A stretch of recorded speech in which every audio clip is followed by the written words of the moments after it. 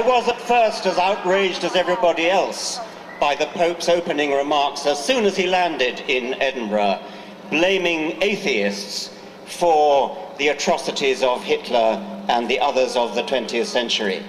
But then I took comfort from it, because it seemed to me that in a way it was showing that we had rattled them so much that he was forced to the ignominious expedient of attacking us so as to divert attention from the real crimes that had been committed in the name of the Catholic Church. I can just imagine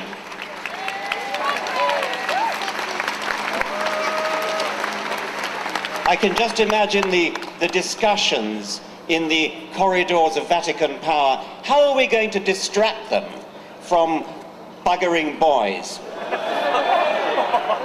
And the answer came, why don't we attack secularists? Why don't we attack atheists? Why don't we blame them for Hitlerism? Hitler, Adolf Hitler, was a Roman Catholic. He was baptized, he never renounced his baptism. The figure of 5 million British Catholics is presumably obtained from baptismal figures. I don't believe a word of it. I don't believe there are 5 or 6 million British Catholics. There may be 5 or 6 million who have been baptized, but if the Church wants to claim them as Catholics, then they have to claim Hitler as a Catholic.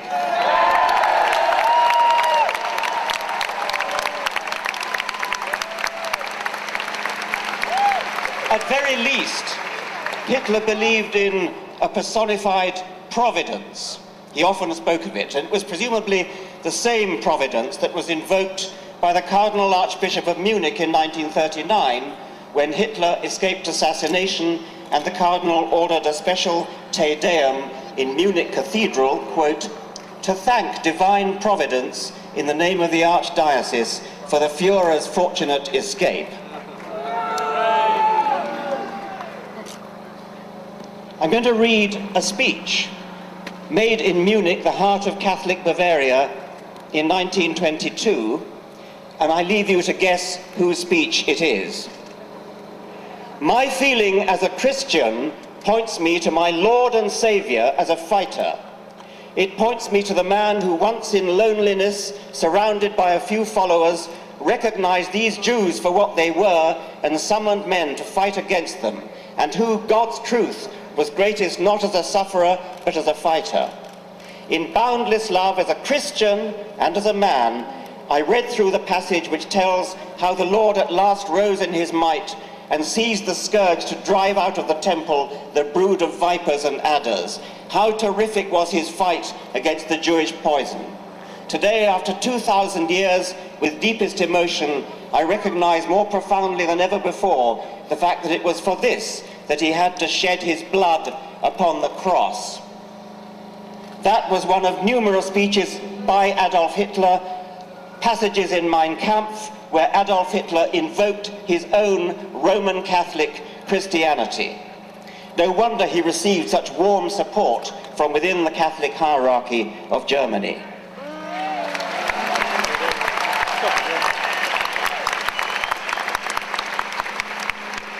Even if Hitler had been an atheist, as Stalin more surely was, how dare Ratzinger suggest that atheism has any connection whatsoever with their horrific deeds?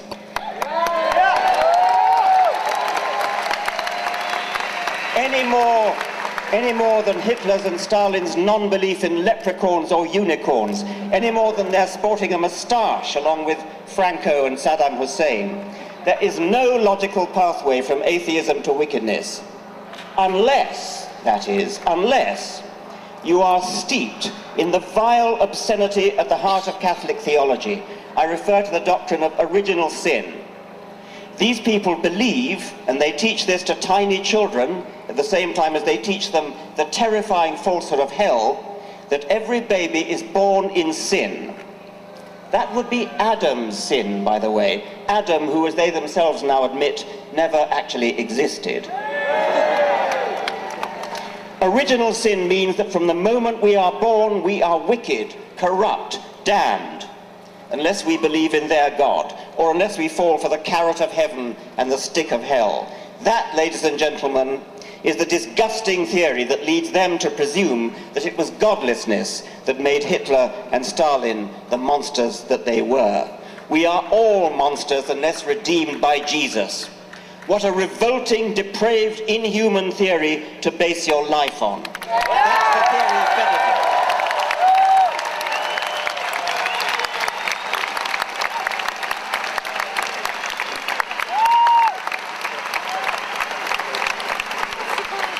Joseph Ratzinger is an enemy of humanity.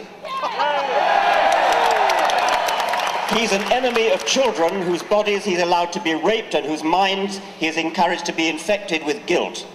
It's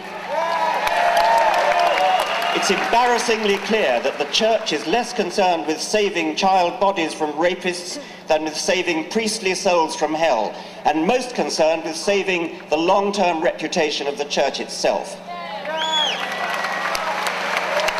He's an enemy of gay people, bestowing on them the sort of bigotry that his Church used to reserve for Jews before 1962.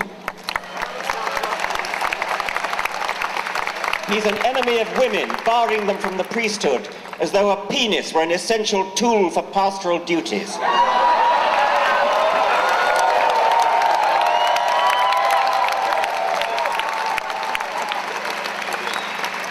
He's an enemy of truth, promoting barefaced lies about condoms not protecting against AIDS, especially in Africa.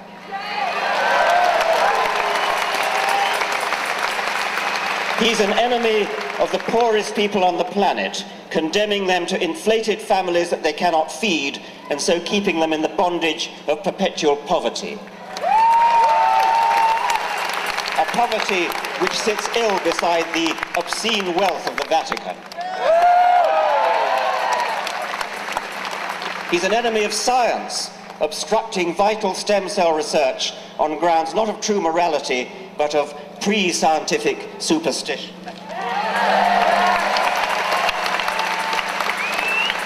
Ratzinger is even an enemy, he's even an enemy of the Queen's own Church, arrogantly dissing Anglican orders as, quote, absolutely null and utterly void, while at the same time shamelessly trying to poach Anglican vicars to shore up his own pitifully declining priesthood.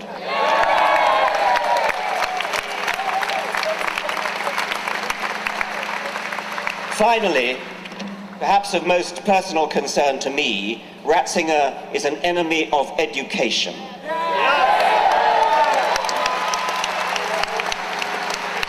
Quite apart from the lifelong psychological damage caused by the guilt and fear that have made Catholic education infamous throughout the world, he and his Church foster the educationally pernicious doctrine that evidence is a less reliable basis for belief than faith, tradition, revelation, and authority. His authority.